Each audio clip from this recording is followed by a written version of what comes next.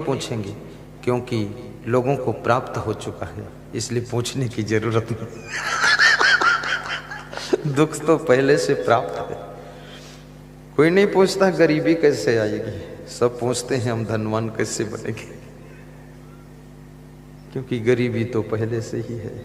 ऐसा आई है गरीबी, जा ही नहीं रही है। दुख भी इतना हो चुका है कि वो विदा ही नहीं हो रहा है, इसलिए हम कभी नहीं पूछते कि दुख कैसे मिलेगा। और जब तक इस जानकारी को तुम प्राप्त नहीं करोगे कि दुख कैसे मिलता है, दुख कैसे होता है, दुख कैसे आता है, दुख क्यों होता है, दुख का कारण क्या है, दुख कहां से आ जाता है, दुख क्यों आ जाता है, दुख कौन देता है, जब तक ये आपको पता नहीं चलेगा तब तक आपकी जिंदगी में दुख का आना बंद नहीं होगा।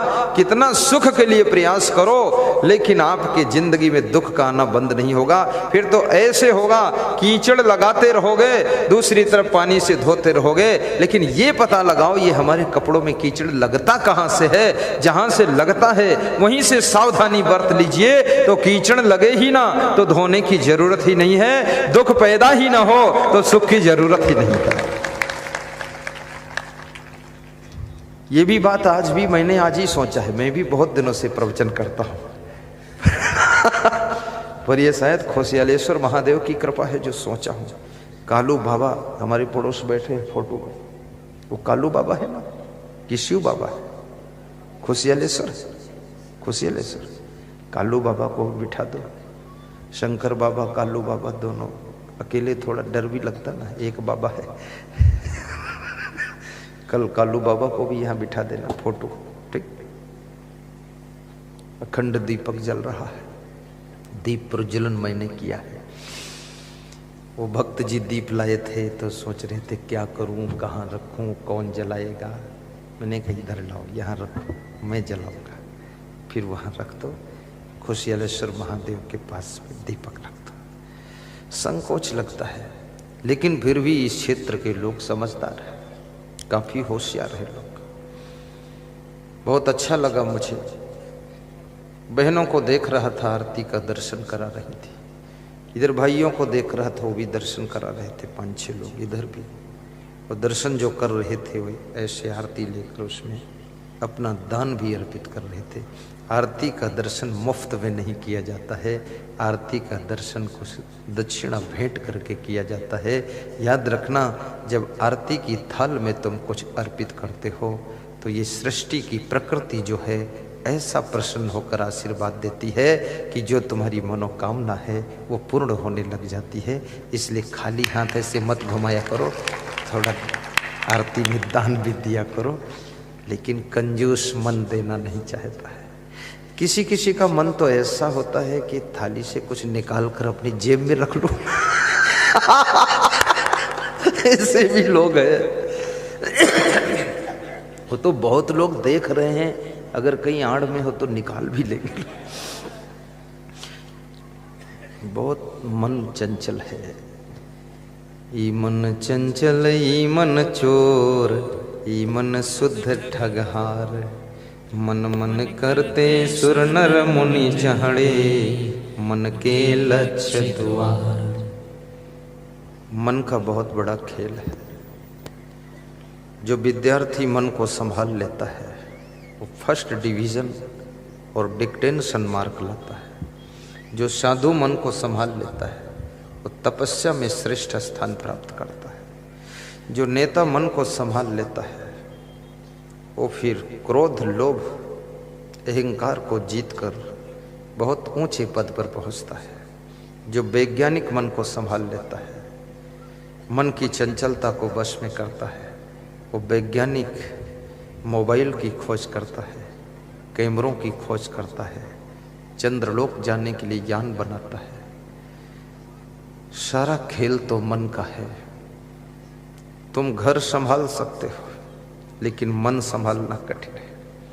तुम पार्टी संभालते हो पर मन नहीं संभलता है। कितने पार्टियों के नेता पार्टी संभाल रहे, पार्टी के मुखिया हैं, प्रांतीय अध्यक्ष, जिला अध्यक्ष, प्रदेश अध्यक्ष और राष्ट्रीय अध्यक्ष हैं, लेकिन जहां मन की बात आती है वहां घुटने टेक देते हैं। नाक रगड़ते हैं कि हे भगवान, ये मन नहीं संभल रहा है। और ये मन नहीं संभलेगा तो आपके हाथों से पार्टी भी ठीक ठीक नहीं संभल सकती है। जिसका मन नहीं संभला है वो घर भी अच्छी तरह नहीं संभाल सकता है। जिसका मन नहीं संभला है वो साधु जीवन की साधना को भी नहीं संभाल सकता है। जिसका मन नहीं संभला है वो विद्यार्थी विद्या अध्ययन में ठीक से सफल भी नहीं हो सकता है। जिस किसान का मन नहीं संभला है वो खेती बाड़ी में भी सफल नहीं हो सकता है। याद रखना, सफलता का पहला सूत्र है मन को संभाल लेना। और मन को संभालना आ गया तो किसी फील्ड में तुम टॉप कर सकते हो। थोड़ा जोरदार ताली बजाया करो, इतना मरे मराए क्यों हो। 3 दिन में तुम हमको भी निपटा दोगे। हंसना भी चाहिए, हंसना भी चाहिए, ताली भी बजाना चाहिए। हमारा सत्संग रोने वाला नहीं होता है, क्योंकि देखो रोने में हमको शर्म भी लगती है। और रोने धोने से हम इसलिए नहीं करते हैं क्योंकि घर में भी तुम रोते हो, खेत में रोते हो, दुकान में रोते हो, पैदा होते हो तब रोते हो, ससुराल में रोते हो, पत्नी रुलाती तब रोते हो। रोते रोते तो इतनी जिंदगी गुजर गई, वो हम भी रुलाएं तो हंसोगे कहाँ, तो हम हंसाते हैं फिर।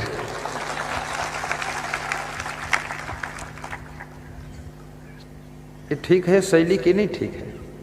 हाँ, अब हम भी रोना धोना शुरू करें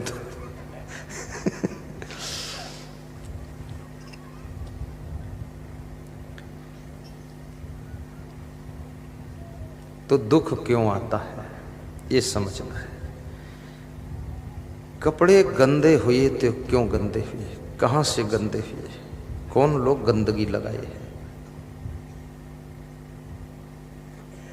घर में चोरी हुई तो क्यों चोरी हुई, चोरों को गाली बात को दीजिए। आप ये सोचिए चोरी हुई कैसे, चोरी किस तरीके से हुई है, चोरी का मेथड क्या रहा है, चोरी का अंदाज क्या रहा है, चोर घुसा कैसे है और घुसा किधर से है और घुसाया किसने है और घर की खबर किसने दिया है, ये पता लगाइए। चोर को मत ढूंढो, ये ढूंढो क्या मैंने ताला नहीं लगाया था, क्या मैंने गेट नहीं बंद किया था, क्या मैंने आंगन की जाली नहीं डाली थी, आंगन खुला था, क्या मैंने छत की सीढ़ी का दरवाजा नहीं बंद किया था। चोर की गलती तो सेकंड नंबर पर बात को है, पहली गलती तो जिनके घर चोरी हुई है उन्हीं की गलती है।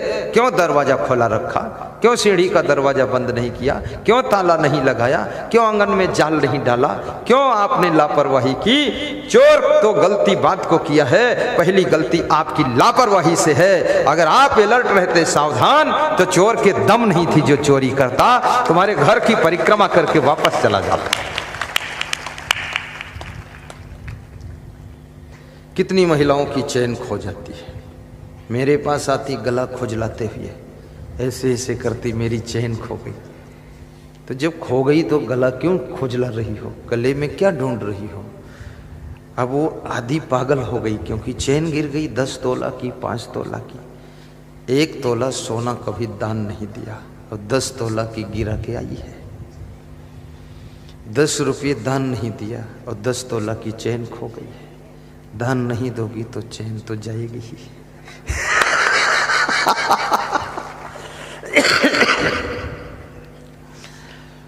मैं तो कहूँगा पहली बात, जो बुद्धिमान महिला है वो चैन पहन करके, गले में हार पहनकर सत्संग में नहीं आएगी, क्योंकि गुरु जी को क्या दिखाना है चैन और हार।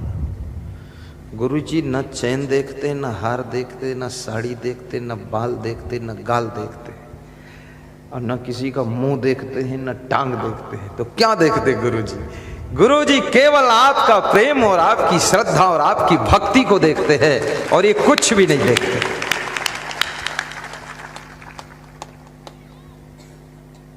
मैं दुबई गया था प्रवचन करने, तो वहां पर 1-1 किलो सोना के हार थे, बहुत बड़े बड़े। यहाँ पहनो तो वो पेट की नाभि तक लटके, इतना बड़ा हार। तो मैंने कहा 1-2 ले लेता हूँ। फिर सोचा पहनेगा कौन, पत्नी पतना तो है ही नहीं, किसके लिए लूँ। तो फिर सोचा कितने का है, पूछा कीमत, तो होश उड़ गई। फिर मैं सोचा इतना तो पैसे भी नहीं जो खरीदूँ, तो कम से कम फोटो ले लो इसका। तो मोबाइल में फ़ोटो खींच लिया, बस हो गया, कुछ नहीं है। सोना में सुख होता तो मंदोदरी सुखी हो जाती, सोना में सुख होता तो सोने की लंका में सोने वाला रावण सो नहीं पाया, उसको सुख मिल जाता। सोना में सुख नहीं है, याद रखना। अपनी जिंदगी को सोना जैसे चमकाइए, चरित्र को सोना जैसे चमकाइए, कर्मों को सोना जैसे चमकाइए, तो आपकी जिंदगी में सुख बरसेगा। ये सोना चांदी में सुख नहीं है, लेकिन पहनना चाहिए। क्यों पहनना चाहिए? क्योंकि सुनारों का धंधा बंद हो जाएगा तो वे क्या करेंगे बेचारे। पहनने के लिए मैं मना नहीं करता हूं, पहनो, लेकिन सत्संग में आओ या भीड़ भाड़ में जाओ तो घर में धर के आओ, यहाँ पहन के मत आओ। यहाँ तो आओ तो यहाँ गुरु जी की माला पहनो, दुकान से लॉकेट खरीद लो, सब इधर से पहन कर जाओ कि असंग देव हृदय पर है, बस बात खत्म हो गई। अब अगर माला कोई चुराएगा भी तो असंग देव के लॉकेट का माला पहनेगा तो वो भी भक्त हो जाएगा, चोट्टा भी भगत ही बनेगा।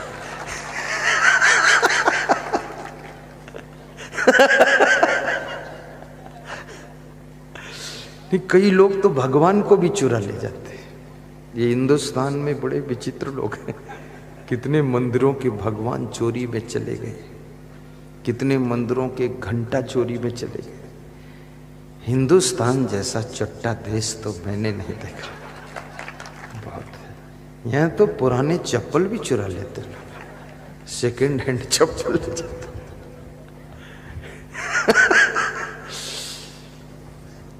चोरी करने वाले कभी सुख नहीं पाते हैं, चोरी करने वाले कभी सम्मान नहीं पाते हैं, चोरी करने वाले कभी शांति नहीं पाते हैं। और चोरी में भय भी लगता है, और जहां भय है वहां सुख कहां रह सकता है, जहां डर है वहां शांति कहां रह सकती है। शांति 1 लाख रुपये तुमको मैं देता हूं और कहूं खंडवा की मार्केट से शांति खरीद लो, क्या 1 लाख में शांति मिल जाएगी? चलो 1 करोड़ देता हूं, क्या शांति मिल जाएगी? पंधाना की मार्केट से 10 करोड़ में 10 करोड़ नहीं, 100 करोड़ नहीं, 1 अरब नहीं, शंख पदम नहीं, विश्व की सारी संपदा दे दो, लेकिन शांति फिर भी नहीं मिलने वाली है। शांति पैसे से नहीं मिलती है, शांति प्रेम और अंतःकरण की पवित्रता से पैदा होती है, और शांति फ्री मिलती है। जब अंतःकरण पवित्र होता है तो शांति का जन्म हो जाता है।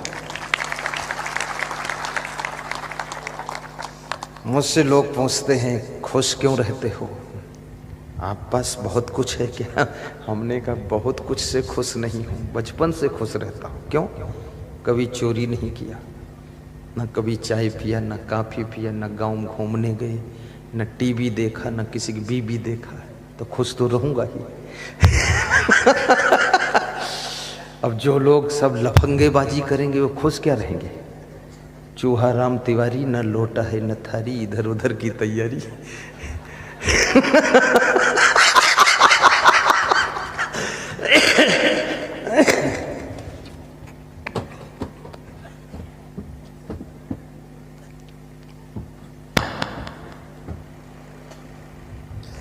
बहुत बड़ी बात है। मुझे तो ये जो मैं प्रवचन सुना रहा हूं ना, इसमें ज़्यादातर मेरी जिंदगी का ही अनुभव है। मैं बहुत सोचता हूँ मनुष्य के बारे में, दुख सुख के बारे में बहुत विचार करता हूँ कि इतना लोग दुखी क्यों होता है। आपके अंदर अगर एक भी गलती है, आप खुश नहीं रह सकोगे, और गलतियों से तुम मुक्त हो गए हो तो आप फिर प्रसन्न रहोगे। पैदल चलो तो खुश रहोगे, गाड़ी में चलो तो खुश रहोगे, एरोप्लेन में उड़ो तो खुश रहोगे। और खुशियों को देने वाला कौन है? पहला दिन है, यही बता देता हूं। आपके जो गुण हैं, आपके जो गुण हैं वे आपको खुशी देते हैं, और जो आपके अवगुण हैं वे आपकी खुशी को छीन लेते हैं। आपके पास ही में ही खुशी और ना खुशी, दुखी और सुखी होने की चाबी है। जब अपने मन की चाबी को अवगुणों की तरफ घुमा देते हो तो दुख शुरू होता है, और मन की चाबी को जब तुम गुणों की तरफ घुमा देते हो तो सुख शुरू हो जाता है। दुख सुख के मालिक तुम हो, कमांडर तुम हो, लेकिन तुम दुख का कारण बाहर ढूंढते हो, सुख भी बाहर ढूंढते हो। जब तक दुख सुख तुम बाहर ढूंढोगे देखोगे, तब तक ना तुम सुखी हो पाओगे, ना प्रसन्न हो पाओगे। दुख का कारण भी तुम्हारे अंदर है, सुख का कारण भी तुम्हारे अंदर है। तुम जितना चाहो उतना सुखी हो सकते हो, और जितना चाहो उतना दुखी हो सकते हो। घर में सभी दुखी हो फिर भी तुम सुखी हो सकते हो। ये चाबी तुम्हारे पास में है। अपने आप को संतुष्ट करना सीखो, अपने आप को निर्मल बनाना सीखो, तो जो छोटा सा घर है उसमें बड़ा सा सुख मिलेगा। अगर अपने आप को तुम शुद्ध नहीं कर सके तो बड़े से घर में उससे भी बड़ा दुख मिलेगा। इसलिए मैं कहूंगा स्वयं को पवित्र कीजिए, फिर देखिए सुख की धारा बहेगी। मिलता है सच्चा सुख केवल गुरुदेव तुम्हारे चरणों में। मिलता है सच्चा सुख केवल गुरुदेव तुम्हारे चरणों में। बस प्रेम मेरा भरपूर रहे, बस प्रेम मेरा भरपूर रहे, बस प्रेम मेरा भरपूर रहे। सबके लिए प्रेम रहे, मेरा पशुओं के लिए भी, पंछियों के लिए भी, परिवार के लिए भी, देश के लिए भी। तुम्हारे चरणों में गुरुदेव तुम्हारे चरणों में, हे संत तुम्हारे चरणों में। बस एकदम ब्रेक लगा दो। गाना वाना नहीं है, गाना तो बहाना है, सुनाना है प्रवचन। गाना वाना तो घर पे भी सुन लोगे, यहाँ जो हमें सुनाना है। बस प्रेम मेरा भरपूर रहे। आप जब अपनी धर्म पत्नी से प्रेम करते हो, जब तुम्हारी पत्नी तुमसे प्रेम करती है, जब तुम अपने माँ बाप से प्रेम करते हो, माँ बाप जब अपने बेटा बेटी से प्रेम से बात करते हैं, और जब प्रेम से तुम अपने परिवार में रहते हो, जब देश से प्रेम करते हो, देश से प्रेम करोगे तो देश हित में कोई कार्य होगा तो तुम उसमें सहयोग करोगे। अगर देश से प्रेम नहीं है तो देश के कल्याण वाले कार्यों में भी तुम बाधक बनोगे। याद रखना, अभी जैसे मैं देखता हूँ, यहाँ राजनीति की बात नहीं है, न पार्टी की बात है। हमारा अर्थ ये है, कोई भी पार्टी हो, कोई भी नेता हो, लेकिन देश हित में काम करे तो व्यास गादी उसको धन्यवाद भी देती है, आशीर्वाद भी देती है। चाहे वो कांग्रेस का हो, चाहे वो भाजपा का हो, चाहे लपा सपा गपा का हो, किसी का हो, कोई पार्टी हो, चाहे झाड़ू वाले हों, चाहे साइकिल वाले हों, चाहे हाथी वाले हों, चाहे पंजा हो, चाहे कमल का फूल हो, चाहे लोटा थाली हो, चाहे कुछ टैंकर वाला हो, लेकिन जो देश हित में काम करे उसके लिए हमें शुभकामना करना चाहिए। जो घर के विकास के लिए कार्य करे उसको घर वालों को धन्यवाद देना चाहिए। जो घर के सम्मान को बढ़ाए, घर के गौरव को बढ़ाए, उस व्यक्ति को, संपूर्ण घर के सदस्यों को आदर भी देना चाहिए, मनोबल भी बढ़ाना चाहिए, और कहना चाहिए कि आप धन्य हो, आपकी वजह से ये घर इतना आगे बढ़ा है। याद रखना, काम तो बहुत लोग करते हैं, लेकिन घर की उन्नति हो या आश्रम की उन्नति हो या कि समाज की उन्नति हो, देश में कोई डिसीजन हो, कुछ लोग उसमें मास्टरमाइंड के होते हैं, 2-4% उनके कारण जो है घर डेवलपमेंट करता है, आश्रम डेवलपमेंट करता है। मेहनत करना तो एक बात है, लेकिन गलत दिशा में मेहनत करने से भी रिजल्ट कोई आने वाला नहीं है। सही डिसीजन लेकर के सही पॉइंट पर जब मेहनत की जाती है तभी सही रिजल्ट आता है। इसलिए मास्टर माइंड को धन्यवाद देना चाहिए और कहना चाहिए कि मैं भले ही आपको नहीं मानता हूं, लेकिन आपके कार्य ऐसे हैं कि आपको धन्यवाद देता हूं। आज हमारे देश में राम मंदिर जो बनने का निर्णय हुआ, मैं भी उसके लिए खुश हूं। तुम लोग खुश हो कि नहीं खुश हो? यह पार्टी लेवल की बात नहीं है, यहां सभी पार्टी के हमारे भक्त हैं।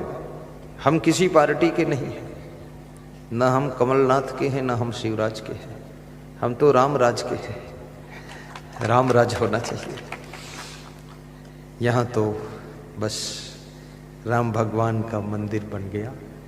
ये हिंदुओं का सम्मान है, हिंदुस्तान की शान है और संत महात्माओं की खुशी है। और हिंदुस्तान की धरती पर रहने वाले हिंदू, मुस्लिम, सिख, ईसाई, जैन, यहूदी, पारसी की सुरक्षा का कवच कुंडल है जो कि राम मंदिर के निर्माण का फैसला आया। अन्यथा राम मंदिर के नाम पर न जाने कितने हिंदू मारे गए, न जाने कितने मुस्लिम मारे गए, न जाने कितना खून खराबा हुआ। अब भविष्य में वो झगड़ा सब खत्म हो गया। मोदी जी को धन्यवाद, अमित शाह को धन्यवाद। और एक और था, वो कौन, रंजन गोगोई, उसको भी धन्यवाद है। गोगोई साहब, उसका नाम भी बड़ा अजीब है, गोगोई लेकिन हिम्मत करके उसने फैसला कर दिया। और मैं हिंदुओं को भी धन्यवाद देता हूँ, मुसलमानों को भी धन्यवाद देता हूँ। कांग्रेस, भाजपा, सपा, बसपा, लपा और कौन, लोसपा और जपा, तपा, खफा, सबको धन्यवाद है।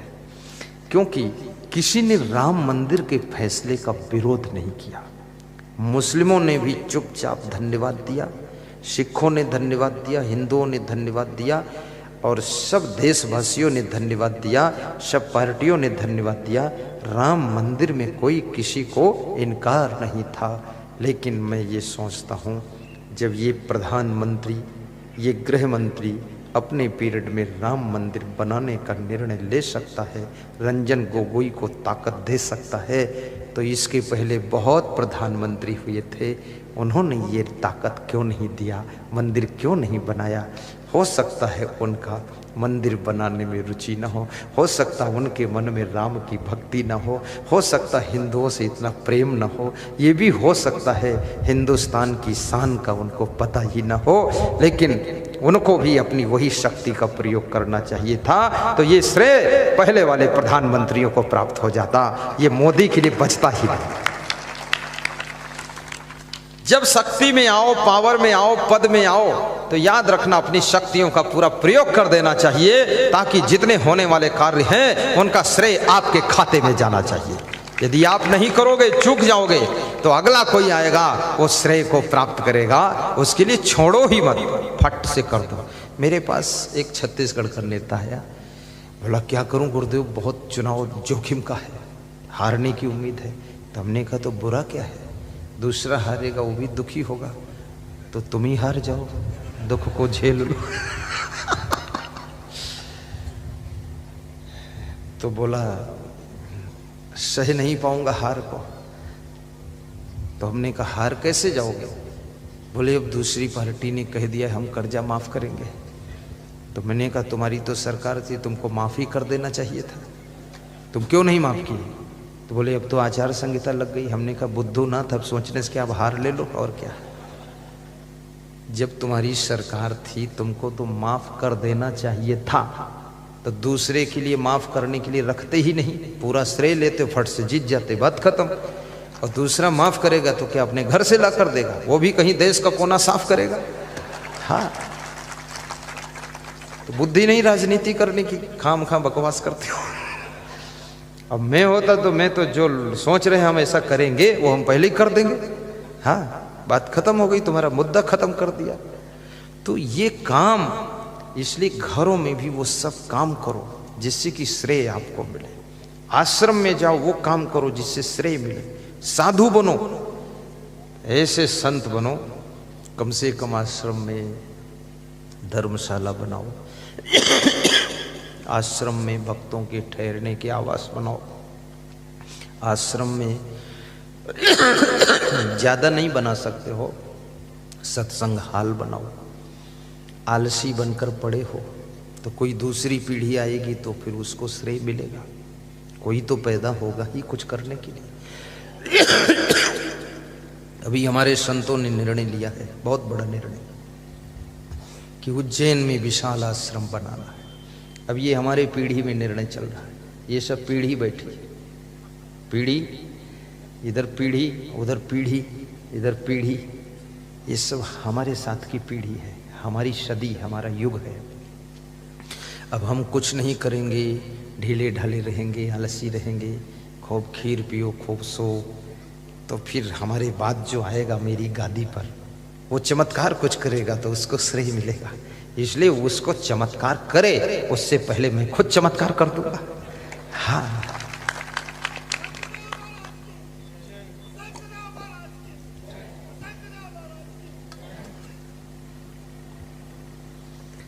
एक राष्ट्र कवि हुआ है, उसका नाम था मैथिली शरण गुप्त। उसने एक कविता लिखी बहुत अच्छी, सभी लोग सुनना ध्यान से। नर हो न निराश करो मन को, दोहराना, तुम भी दोहराना। नर हो न निराश करो मन को, कुछ काम करो, कुछ काम करो, कुछ काम करो, कुछ काम करो, जग में रह कर कुछ नाम करो। क्या बात है, जग में रह कर कुछ नाम करो। कोई भी कार्य तुम करोगे, यदि कुनकुना कार्य करते हो, थोड़ा थोड़ा करते हो, तो उसमें नाम वाम कुछ नहीं होगा, पूरी ताकत झोंक देनी पड़ेगी। मीराबाई ने भक्ति किया तो पूरी ताकत से भक्ति किया, तो मीराबाई का भक्ति के आकाश में नाम छप गया। शिवरी ने गरीबी में, झोपड़ी में भक्ति किया, लेकिन पूरी ताकत से भक्ति किया, तन मन समर्पित कर दिया, तो शिवरी का नाम भी मीरा से भी और ऊपर अंकित हो गया। भक्ति कर तो इतनी कर कि भक्ति की तू हद कर दे, और मेहनत कर तो इतनी कर कि गरीबी को रद्द कर दे, और सत्संग सुन तो इतना सुन कि यमराज के दरबार में जब पहुंचे तो अपने कल